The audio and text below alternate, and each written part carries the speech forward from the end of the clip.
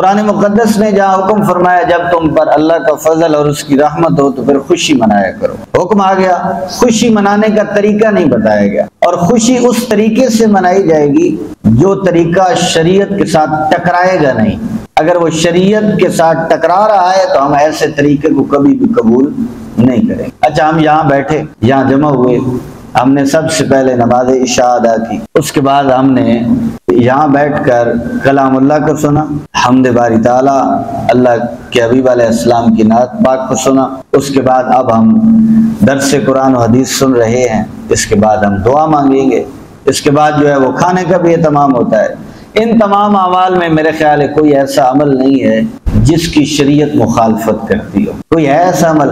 کیا قرآن پڑھنا شریعت کے منافی ہے؟ حضور علیہ السلام کی نعت پڑھنا سنانا کیا شریعت نے منع کر رکھا ہے؟ یا آقا کریم علیہ السلام کے مبارک فرامین سنانا سننا، قرآن مقدس سنانا کیا اس کی ممانعت ہے؟ اپنے احباب کو کھانا کھلانا، ضیافت کرنا، کیا یہ ممانعت؟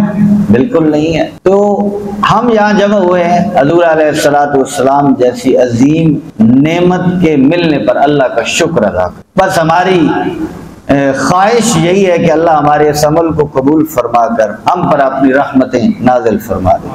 ہاں، اگر کسی محفل اور مجلس کے اندر ایسا فعل ہوتا ہے جس کی شریعت اجازت نہیں دیتی، شریعت اس کو قبول نہیں کرتی، وہ فعل جو شریعت کے ساتھ ٹکراتا ہے ہم اس کو کبھی جائز نہیں، چاہے وہ بھنگڑے کی صورت میں ہو، چاہے وہ ڈھولوں کی صورت کے اندر ہو، چاہے وہ مسجد کا تقدس پامال کیا جا رہا ہو، شریعت جس چیز کو قبول نہیں کرتی ہم ایسے طریقے کو قبول نہیں کرتے۔ دعا فرمائی اللہ تعالیٰ آپ کو مجھے شریعت کے تقاضوں کے مطابق، جیسے ہم میلاد مصطفیٰ کی خوشی مناتے ہیں اسی طرح باقی خوشیاں جو اللہ ہمیں نصیب فرماتا ہے ان میں بھی شریعت کے تقاضوں کو اللہ ہمیں مد نظر رکھنے کی توفیق عطا۔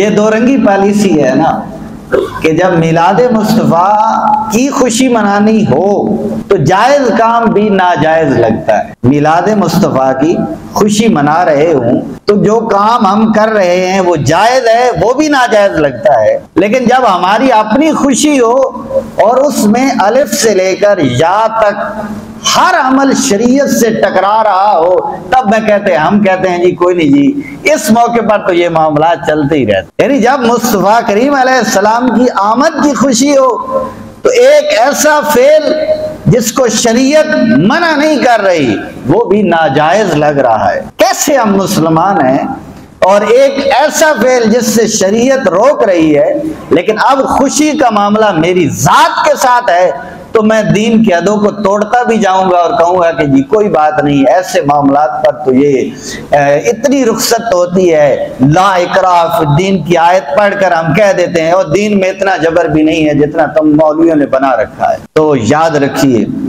دین وہی ہے جو رسول اللہ صلی اللہ علیہ وسلم دے کر گئے۔ الیوم اکملت لکم دینکم واتممت علیکم نعمتی ورضیت لکم الاسلام دینا۔ دین مکمل ہو چکا ہے، جہاں دین نے حد متعین کر دی ہے ہمارے اوپر لازم ہے کہ ہم اس کے اوپر عمل کر کے اپنی زندگی گزاریں۔